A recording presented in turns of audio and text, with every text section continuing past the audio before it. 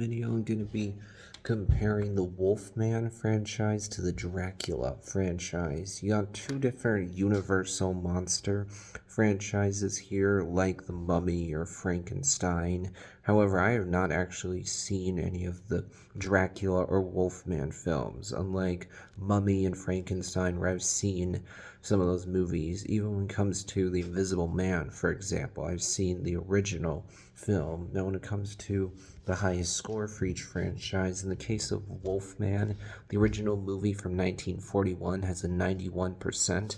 When you look at Dracula, the movie Nosferatu that came out back in 1922, it's a silent film, has the highest score of 97%. When you look at lowest score for each franchise, in the case of Dracula, this movie called Dracula 2000 only has a 17%. In the case of Wolfman, this movie Frankenstein versus the Wolfman only has a 25%. When you look at average score for each franchise, Wolfman is an average of 56, Dracula has an average of 61. So Dracula's won 2 of the rounds so far, Wolfman's only won 1 of them.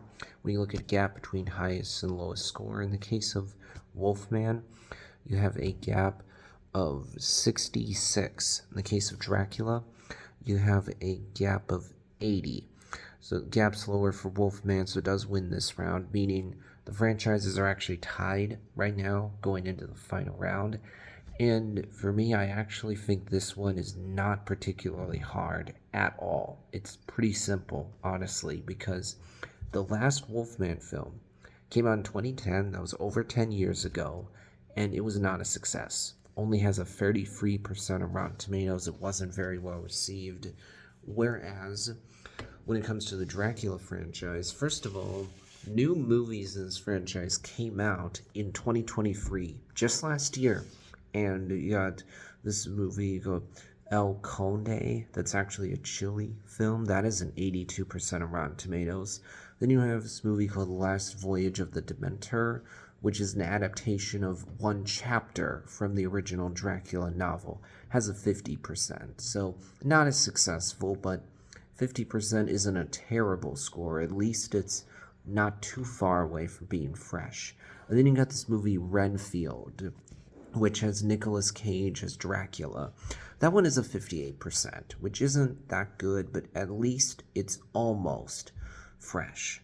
So you 3 movies came out in the Dracula franchise just last year, and none of them got terrible reviews. One of them was really well received, though admittedly because it's a Chile film, it's not very well known to people in America. Then the other 2 weren't received quite as well, but not too bad, and a good amount of people out there had fun with Renfield. A good amount of people enjoyed it, even if they don't think it's fantastic or like the best movie of the year.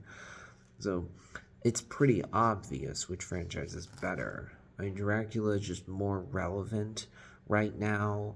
Wolfman is not as relevant right now. People aren't really talking about it as much for obvious reasons. So I definitely would say Dracula is better because it has had more impact in recent times than Wolfman has had. It's something that a lot of people have just forgotten about because the last movie came out over 10 years ago and it didn't do particularly well. Whereas movies came out just last year for Dracula, and all of them are at least ones that weren't too badly received, or the ones that people had fun with, like Renfield. That'll wrap things up for this video.